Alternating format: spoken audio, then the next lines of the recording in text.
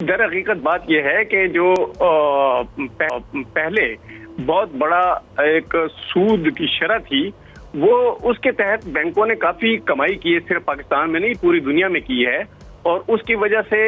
جو بینکوں کے پاس جو منی سٹاک آیا ہے، ڈپازٹ سٹاک جو آئے ہیں وہ کافی بڑے تھے، اور لیکن اس وقت کیونکہ شرح سود زیادہ تھی اور اس وقت انہوں نے لون نہیں دیا، لہذا انہوں نے کوئی زیادہ کمانے کی کوشش نہیں کی۔ تو اس کا مطلب یہ ہو گیا کہ جو ان کے پاس سٹاکس ہیں ان سٹاکس پہ ٹیکس لگے گا جو کہ مارکیٹ میں یوز نہیں ہوئے۔ اب اس میں ایک جو الٹرنیٹ ڈسپیوٹ ریزولوشن ہے وہ بھی فیل ہوا ہے۔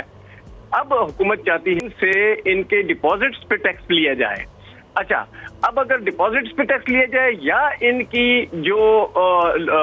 ڈیٹ ہے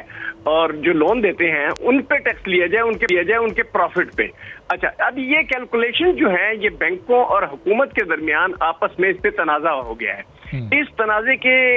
حل کے لیے جو ڈسپیوٹ ریزولوشن ہے وہ کرنا پڑے گا پالیسی میکرز کو،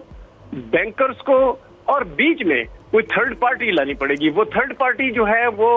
مارکیٹ سے بھی ہو سکتی ہے، وہ انٹرنیشنل ایکسپرٹس کی بھی ہو سکتی ہے، لیکن یہ سلسلہ کافی لمبا چلے گا کیونکہ اس میں حکومت جو ہے وہ پراپرلی اس کو معاملے کو اٹھا کر